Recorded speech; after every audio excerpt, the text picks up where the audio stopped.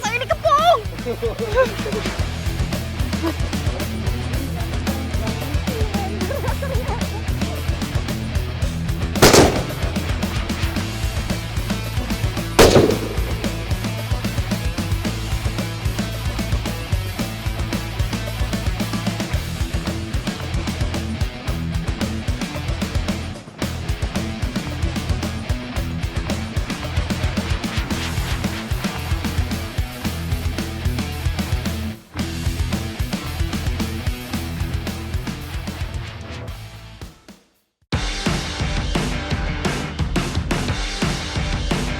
Melewati perbukitan dan persawahan yang sejuk, saya akan menuju ke daerah Gunung Langit yang berada di Kabupaten Banjarnegara. Setiap daerah pasti memiliki tradisinya masing-masing. Kali ini saya mau mengikuti tradisi gubiah ikan dan saya sedang menuju ke lokasinya.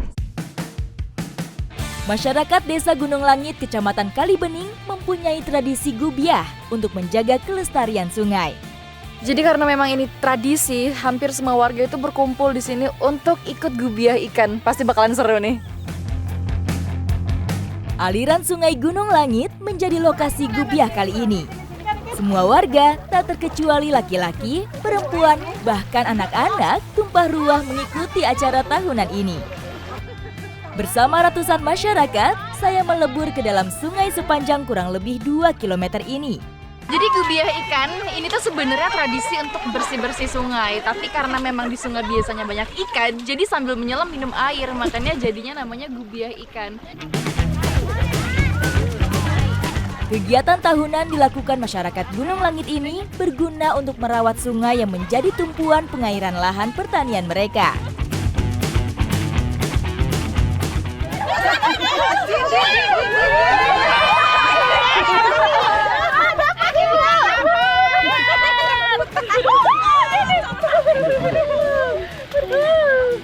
Tajam.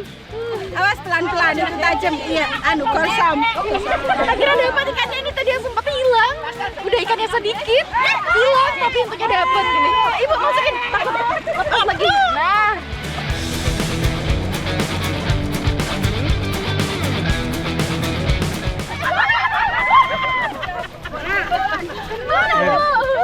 Dapat lagi ikan. Tuh kan ikannya tuh emang adanya di pinggir-pinggir. Ini ikan apa namanya, Bu? Kosong. Ikan golsom di sini, dia agak tajam-tajam sedikit gitu. Banyak manfaat yang dirasakan warga desa dari tradisi gubiah iwak ini. Sungai yang bersih dapat mencegah terjadinya banjir dan memperlancar aliran air ke sawah-sawah warga. Hasil tangkapan kita lumayan banyak ternyata, dan gak cuma ikan aja, ada kerang juga. Ini sebentar lagi mau kita bakar untuk kita makan bareng-bareng ya, Bu?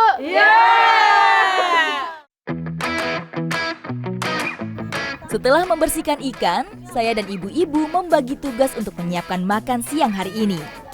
Ikan yang besar akan dibakar dan ikan-ikan kecil akan dipepes dengan daun pisang.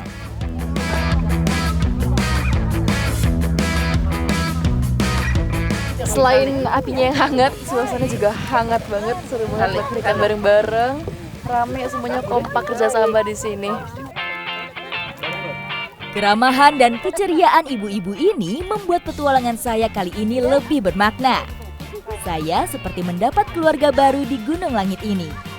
Aroma ikan bakar dan pepes sudah tercium, ditambah udara dingin di sini membuat perut terasa lapar.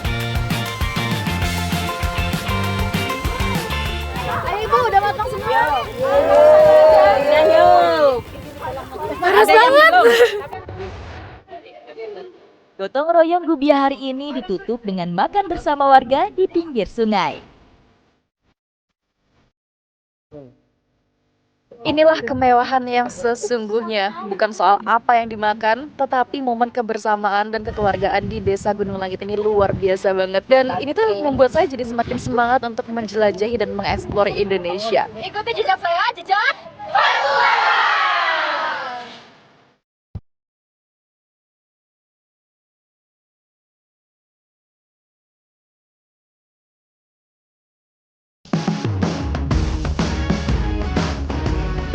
Setelah mengikuti tradisi gubiah ikan di Banjarnegara, saya melanjutkan perjalanan menuju Kota Gudeg, Yogyakarta.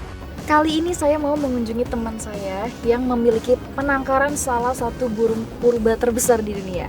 Lokasinya ada di Sleman, Yogyakarta, dan sebentar lagi saya sudah mau sampai. Tiba di penangkaran, saya langsung diberi kesempatan mengeluarkan salah satu burung purba terbesar di dunia ini. Sekarang kita mau ngeluarin burung untanya ke lapangan supaya mereka lebih bahagia dan bisa lari-larian atau main-main gitu. Burung unta adalah burung terbesar dan terberat yang masih hidup di dunia. Sesuai dengan nama spesiesnya Camelus, burung ini dikenal dengan burung unta karena lehernya yang panjang, matanya yang menonjol, serta cara berjalannya yang menyentak.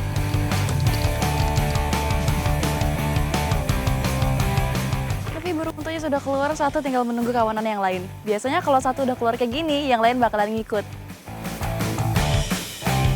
Burung unta mempunyai berat hingga ratusan kilogram.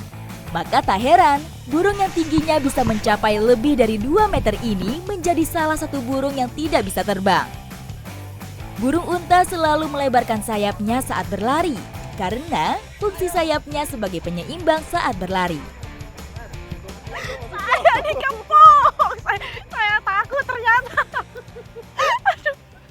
Dan kalau lagi interaksi sama burung untanya, itu tangannya tuh harus ngedorong dadanya gitu, supaya kalau dia nendang itu tuh nggak nyampe ke kita. Burung ini cukup agresif, bahkan pada habitatnya bisa berkelahi dengan cheetah dan singa. Hal ini karena mereka mempunyai pertahanan kaki yang kuat. Kekuatan burung unta itu ada di bagian kakinya yang paling kuat. Dan dia tuh punya 3 jurus. Yang pertama nendang ke depan, terus nendang dari bawah ke atas, dan dari atas ke bawah. Dan itu kalau kena tendangannya bisa fatal sekali resikonya. Bisa sampai patah tulang atau bahkan robek. Dalam kondisi seperti ini, burung unta mempunyai mental yang baik karena ia berusaha melindungi diri dan kelompoknya. Jadi sebenarnya untuk ngalahin burung unta ini kita harus berani sih. Kalau kita berani, mereka itu bisa ngerasain energinya gitu ya, Mas. Jadi kalau kita berani, mereka takut gitu. Walaupun saya takut sih sebenarnya, tapi harus pura-pura berani. Untuk mengembalikan mental para burung, sang kiper biasanya memancing burung untanya untuk berkelahi. Kiper sengaja menunduk dan sesekali mundur supaya insting pertahanan burung ini kembali muncul.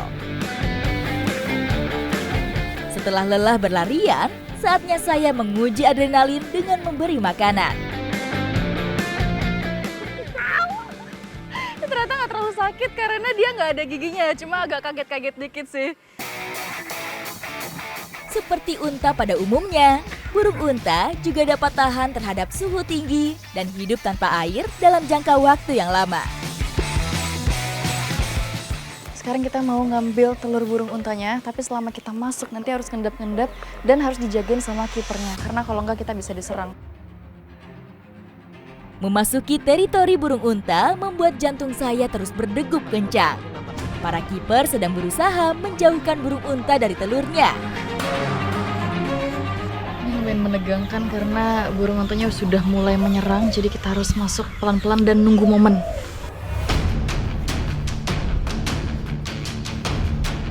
Perlahan namun pasti, saya melangkah mengiringi Mas Aswin yang menjaga saya.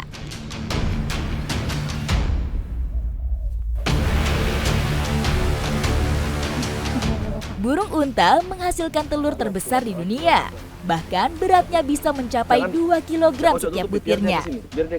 Dalam penangkaran ini, telur dari setiap indukan akan langsung diamankan dan tidak boleh menginap. Tujuannya supaya telur tidak rusak dan akan ditetaskan dengan inkubator. Akhirnya berhasil ngambil telurnya, lumayan takut banget karena burungnya udah kayak ngeliatin gitu. Tapi aman, ada kipernya juga yang jagain dan ada masnya juga di sini dan telurnya sudah diambil. Sekarang kita keluar gimana, Mas?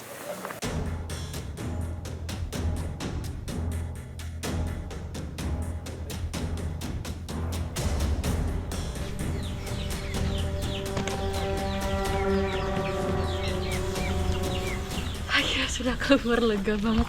Sudah berhasil mengambil telurnya. Sekarang telurnya ini harus disimpan dan dibersihkan dulu.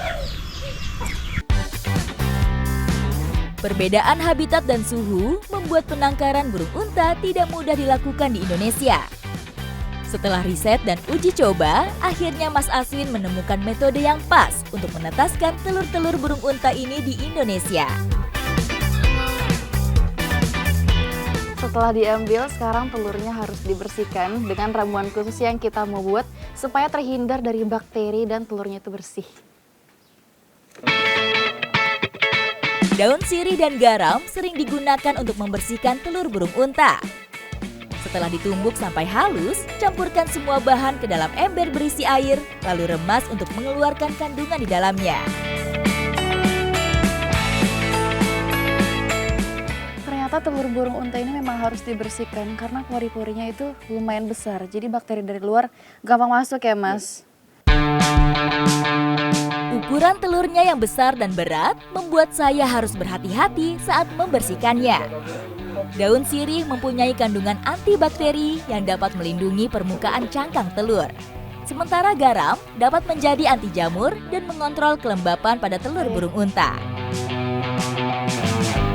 Setelah bersih, telur segera dipindahkan ke dalam inkubator. Setelah penelitian panjang, akhirnya Mas Aswin berhasil membuat inkubator khusus untuk menetaskan telur-telur burung unta ini.